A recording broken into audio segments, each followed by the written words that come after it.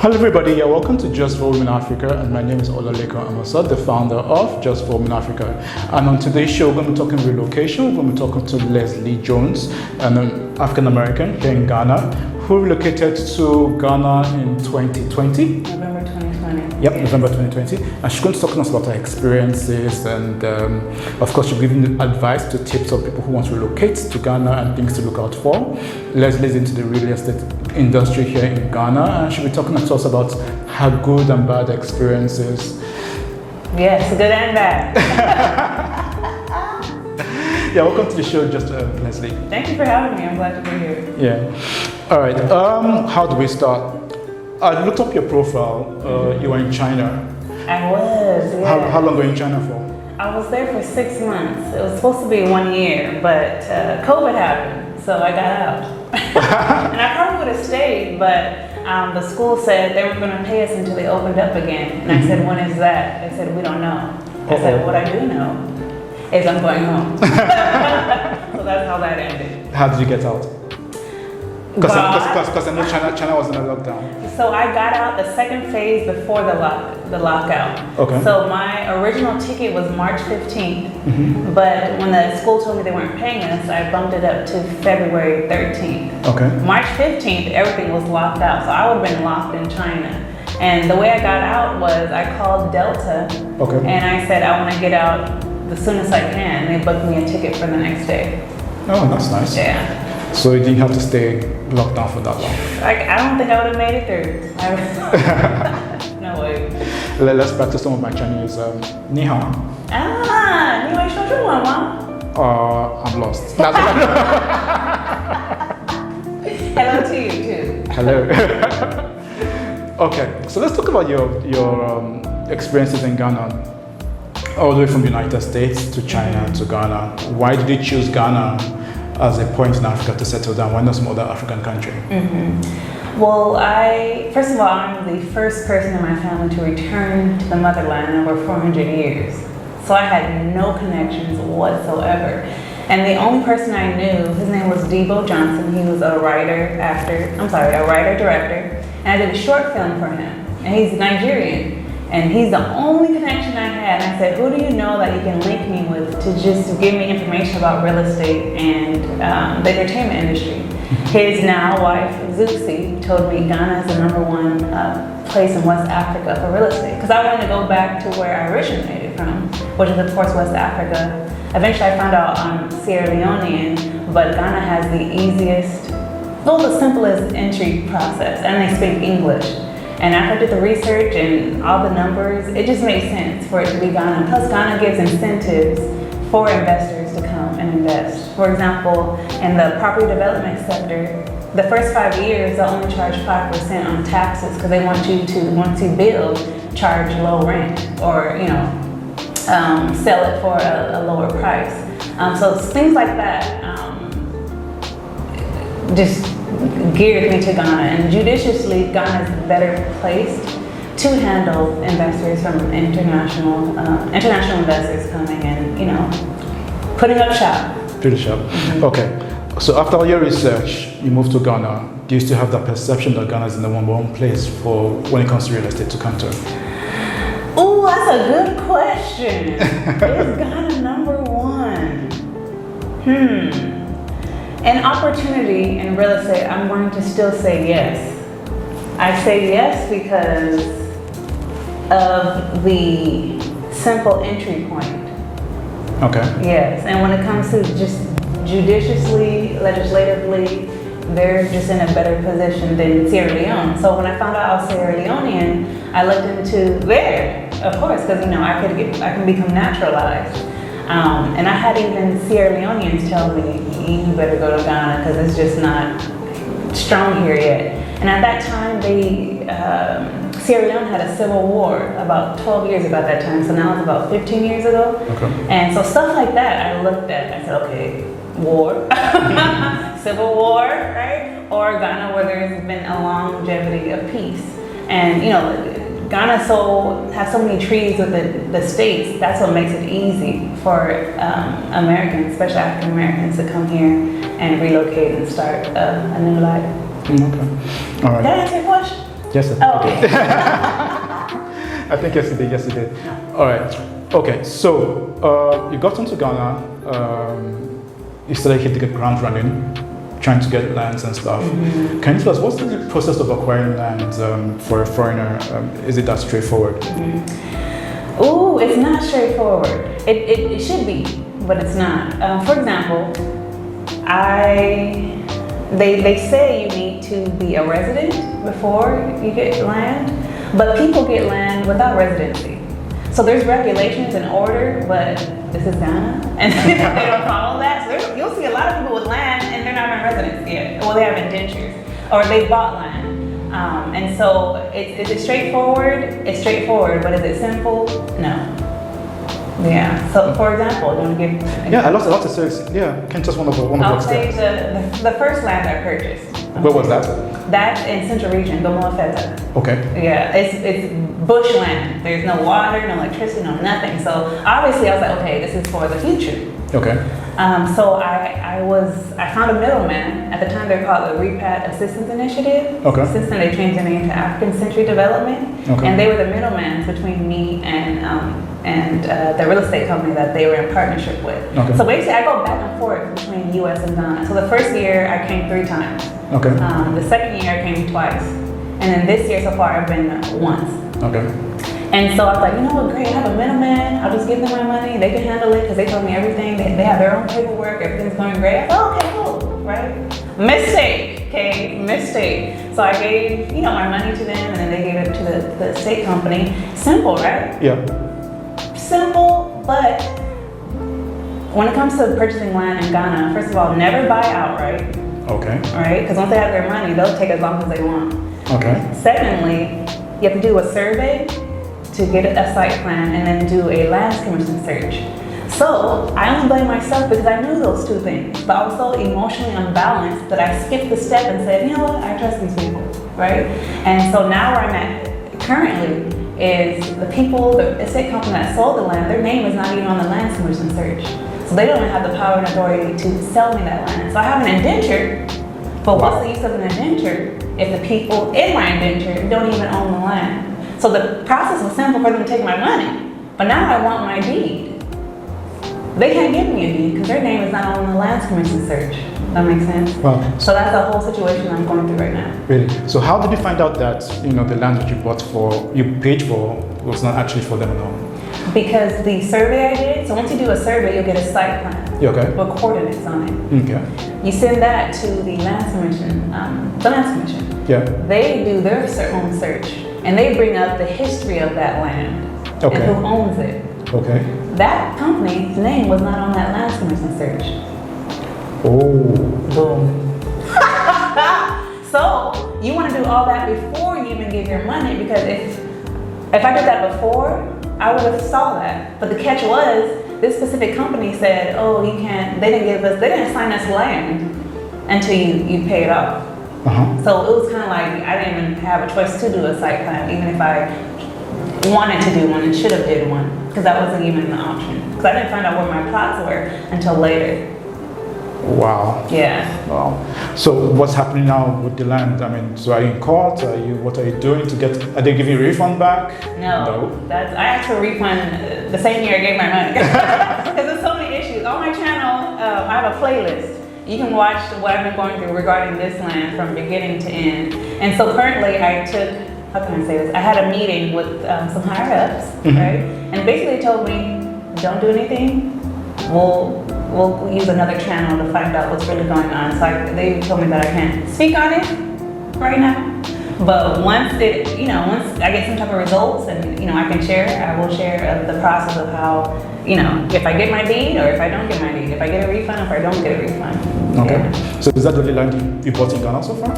So after the craziness with this land, I said, you know what? I'm gonna get some land. That's why I'm here. So I found a beachfront property. Okay, where was that? This is in Central Region as well. Okay. Salt Pond. Okay. Yeah, so this time, instead of an estate company or a middleman, I just went to the developer myself. Okay. Yeah, I saw him on, so basically, everyone that I watch, I subscribe to every Ghanaian YouTuber. Okay. And whenever they did an interview with a real estate person, I contacted that real estate person. This individual happened to respond back. Okay. And that's how I started the process with the beachfront land. So that is legal? Cool. No issues? Folks, this smile and laugh, you wouldn't even, yeah. You can watch, I have a playlist on my YouTube channel. You can watch everything that's happening with this beachfront property right now as well. So, I got an indenture. The first indenture was unregisterable, not able to be registered, right? I mean, it's just a long story, but I'll just condense it. Then I got a second indenture. Okay. From the same person, not able to be registered. Uh-oh. Right. And this one I did everything in order. I did the survey, I did the site plan, I got the land commission search. The first land commission search didn't come back with his name on it, so I didn't give him my money. We found out all the issues. There was this data entry issues. And so he's like, okay, we fixed that through the lands commission, because the lands commission was wrong this time. Oh, okay. Yes. We fixed that. I got a second indenture. I said, yay, I can start my deed process. Gave my paperwork to the land commission. Land commission said, there's a portion of this land he doesn't have authority to sell you, so you can't register. I was like, what? What's going on? How are you selling land if you don't have authority to register? So the story is that a portion of the beachfront land, he didn't have authority to sell. So even though I have 16,000 square feet, 800 feet closer to the shore, he didn't have authority to sell. So that blocked me from starting my registration. Okay. Come to find out, now he has to register the land. Then I can continue with my registration. So right now I'm in limbo. I don't know. All I know is that he started the process, the registration process, but we don't know how long it's gonna take. It could take 6 months, it could take years. It's a situation. So I'm just waiting at this point. Wow. So can you go ahead and build, or you have to get that? Oh, good question. I can build, but there's no way I'm building. First, I like that. First, because it's gonna be a boutique beachfront resort. I'm an Uber driver, folks. I don't have money to build 4 townhomes, which I went to school for graphic design technology. So I designed the layout of the boutique beachfront resort. Okay. And I partnered with an architectural firm in Ghana. So that, we have everything we need, right? On a building standpoint.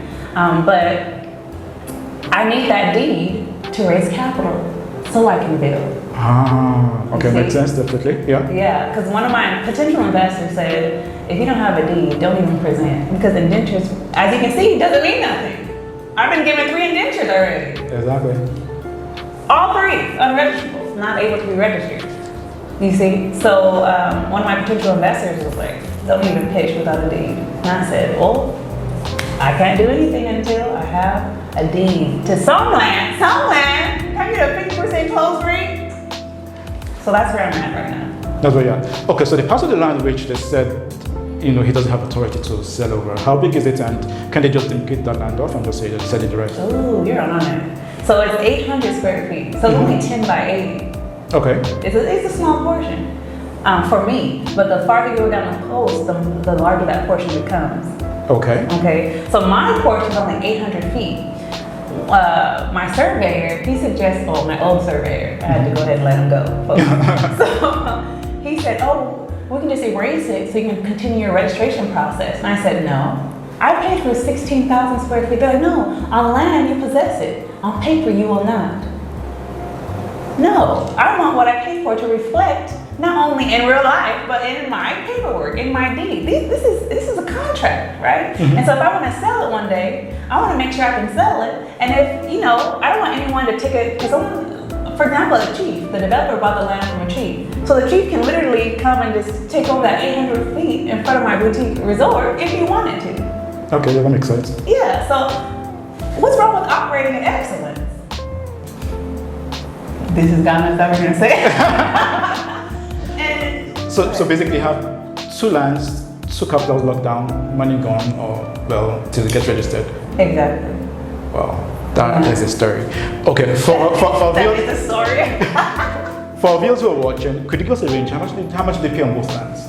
So I paid, that's the question, right? Yes. Okay, sorry, your accent was a little thick on the question. So I paid a little under 1,000 per plot. So I got 6 plots in the bush in Gamoa Feta. 1,000 cities? A little under, no, $1,000. Yeah. We had to clarify. That's right. So a little under $1,000 per plot. So I have 6 plots in the Gomorrah land, which we'll see what happens with that. That's up in the air for sure. But the beachfront land, that was $12,000 per plot. And I got 2 plots. Wow, that's a lot of money. It is. And from what I've been told from locals, we were definitely overcharged. But that developer knows what market he's going for. See, I'm from LA, California. To buy beachfront land in California, I would need millions of dollars. A minimum 1.1 million. That's if land is available. Yeah. Right? So $12,000 is a lot, and I would say in the Ghanaian mind, especially in the central region, but the roads are not done. He hasn't done anything in the area. Mm-hmm. But to us, it's a win. 12,000 is a win. Yeah. All right. Okay. So let me ask you this question. This is just for women in Africa. Do you think the results would have been different if you were a man? For sure. Oh, that's a good question. Let me answer that quickly. I think how would have been treated would have been different. How would you have been treated? Ooh, you're digging deep. You were digging deep. So I'm gonna be very serious right now. I was physically assaulted by one of the employees. Oh, that's not good. Yeah, one of the employees at the estate company that I purchased the land through, the 6 plots. There's no way if I was a man, that man would have put his hands on me, right? And I have a video on that. I don't want to go in detail, but you can watch everything regarding that. And so now when it comes to the results of, the land not being able to be registered, that's across the board if you're a man or a female. But if I was a man, there's no way he would have literally put his hands on me at all. So that's when I learned about the sexism in Ghana and how it's almost like traveling back in time, coming from the States, especially in California, very liberal, to here. So I had to learn not only the cultural ways, but the mentality of how women are looked at here in Ghana. Now, it's not all Ghana, okay? But it's still prevalent here. Because after I did my video to just share the work, share my experience and let people know this is what happened to me and to prevent it from happening to others. Several women came and contacted me directly.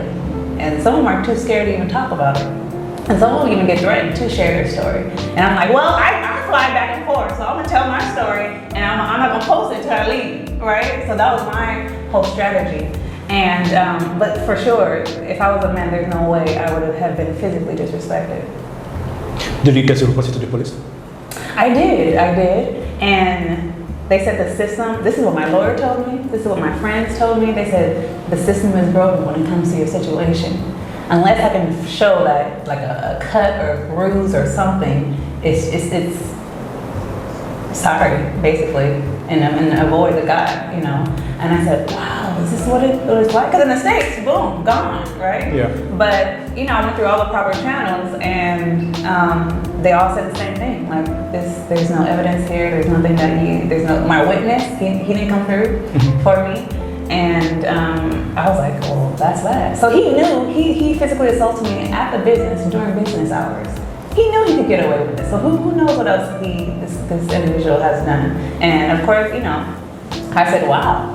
So I said, the only avenue I do have is to share my story on YouTube as, ADR, Alternative Dispute Resolution. Because the law is not gonna do it. My witness didn't come through. So I'm gonna share my story and help people to prevent this from happening, especially if you're a single woman doing business in Ghana. Now, because I learned women weren't even able to get their name on land until the 90s. They added that into the Constitution of Ghana in the 90s. So that kind of gives you an idea of how women are, portrayed here in Ghana. I didn't even know that. I had no idea that the Constitution was amended to include women into land in the 90s. We're sorry about the assaults. We do not encourage violence against women, and just women in Africa. And I have to say this. After I posted my video, I'm getting chills. The Ghanaian people came through for me in such a huge way. Within 24 hours, I had a diplomat reach out to me, and I had the #1 YouTuber in Africa, Wadamaya, reach out to me, and they shared my story. People reposted my story. I made a clarion call. Like, the call of action is to repost and get this story out. Yeah. And the Ghanaians, they came through for me. Yes, thank you. Because I was like, forget that out. Like, I'm never coming back, But after that, it restored my faith. It restored my faith in the opportunity here, because the opportunity is still here regardless if I got assaulted or not, Yeah. So I had to say the vision is generational wealth. The vision is giving my family options to come back to Africa if they want, or stay in the States, right? Which is why I do both. Like, I don't have to pick. bicontinental. Bicontinental. So I'm here a couple of times of the year. I most likely will be here more once I get my deed and start building, because my bachelor's is in project management administration. So I'm going to oversee everything, right? If I have to raise capital, I'm going to make sure each penny goes to where it's assigned to go to. And I'm once I get my deed, I believe my excitement for the project will be restored. But right now, I'm just like, gotta hold on and keep on pressing. Like, that's how I feel right now. I was like, I just gotta press through this, because once I get through, it's gonna be an awesome story, and I believe it's gonna be very inspiring. And yeah, I just gotta keep on pressing right now. Yeah. So let me ask you a really hard question as we bring the interview to a close. This is a really, really hard question. Okay, so you bought 2 lands. Yeah. There's disputes. Your lawyers are taking care of it. What? I'm asking this question based on experiences, because I've heard other people who have bought lands and they're still, fighting over the lands till today, and years have gone by.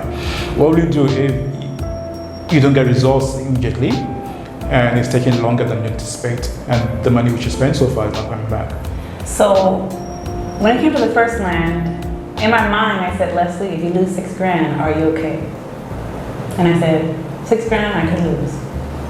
So I already prepped myself, because I'm coming from a different country, don't know anyone, no connection. So I said, if you lose $6,000, how would you feel? So when all these issues started popping up, I already prepped my mind, dang, my money's gone, right? Okay. Technically it's not gone yet, but in my mind, my money's gone. So now I kind of cut my emotional ties to the money, and I can focus on what needs to be done now, okay? Because I paid off the land March 2021, so it's going to be 2 years next month.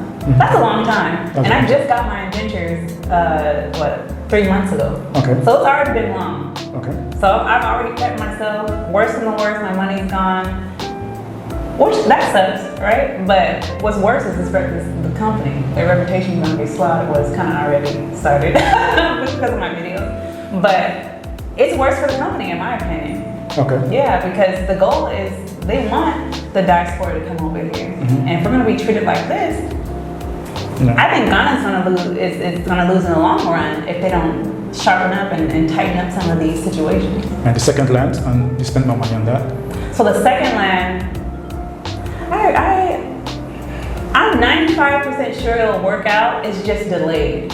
Okay. Right? And I don't want to lose $24,000, to be honest, because I drove during the pandemic for that money to buy that land. So there's sweat, blood, and tears, and the risk of my life to get that money. So if all goes wrong with that, I will be sad, but there's worse things in life than to losing money, right? Money can always come back. I can drive another 1-2 years to make that up, right? I don't want to lose it. By the end of the day, money is money, and I'm not going to. I'd rather have my health than I'd rather have my health intact, right, and lose money than to be unhealthy and just not know what's going on, But I like to emotionally connect myself to things that are important, right? So, for example, yes, I paid $24,000 for the land, but I'm emotionally attached to generational wealth, not the money. Yeah. Does that make sense? It does. So if I lose $24,000, dang, but guess what? My vision for generational wealth continues. It just won't be here. Exactly. Yeah. Exactly. Wow. I mean, this interview could go on and on and on. I know, right? I have so many questions to ask her, but we have to run out of time. Okay, so as we bring the interview to a close. For the second time. Well, what advice would you give to women out there in the diaspora who want to come over to Ghana or Africa, in the African country, and want to set up business here? What's your advice to them? So my advice, when I first started coming to Ghana, I realized when I showed up by myself, the first thing I would do was look at my face and look at my hand.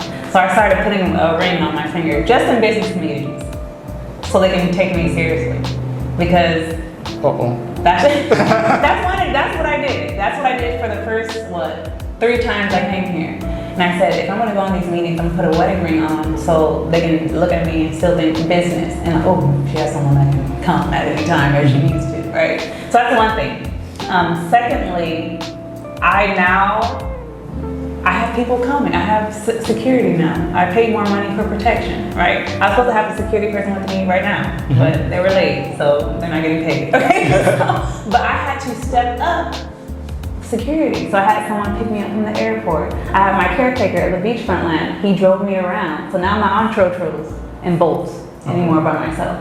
I pay more money to have protection around me now. So now I have a lawyer. So I have someone to go pick up paper if I need to deal with that company or that location where I got assaulted. Yeah. I have a lawyer to handle the beachfront land with the developer. So now I'm personally not hands-on like I was previously because no one will ever put their hands on me again.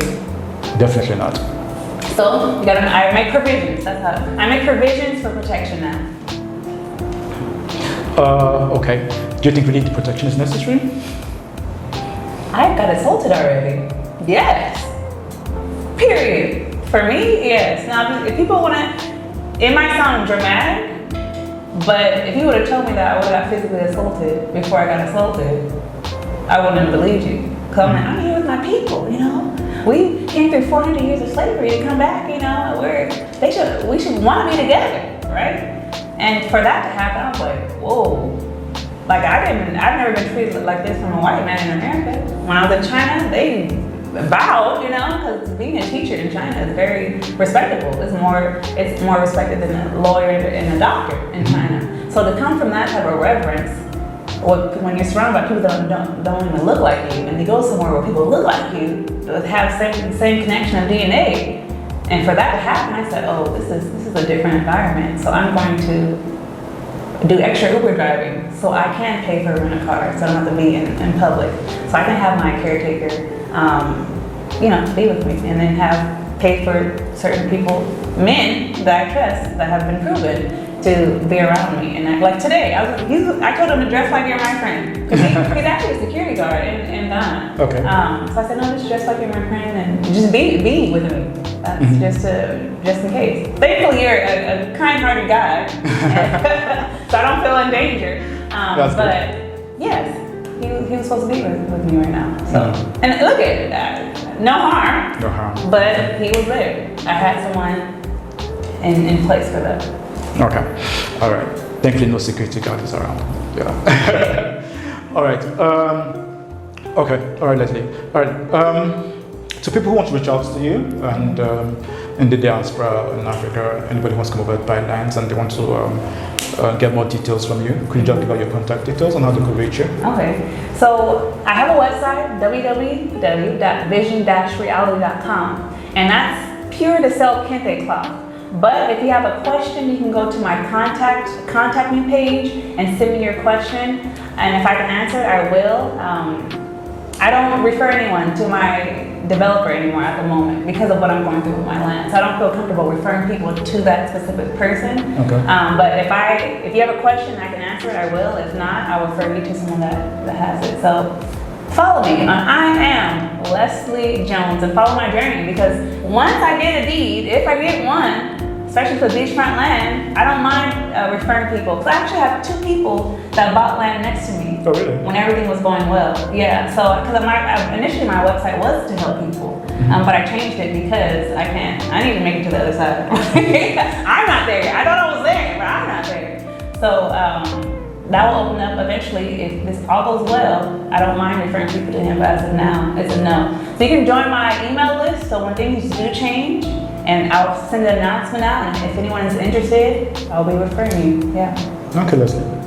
That's an interesting story. Yes. All right, Leslie, thanks so much for coming on the show. Thanks for having me. Yeah. Really appreciate it. We look forward to interviewing again in the future. Yeah, because we gotta do like a celebratory video once I get a deed, you know, deed to something. But thank you for this opportunity and thank you for wanting to share my story. Yes, same here. Nice to have you here. All right, everybody, till the next show, don't forget to like, subscribe, tell a friend who knows a friend about Just Women in Africa, and to the next show from Leslie and I, it will be bye. Peace.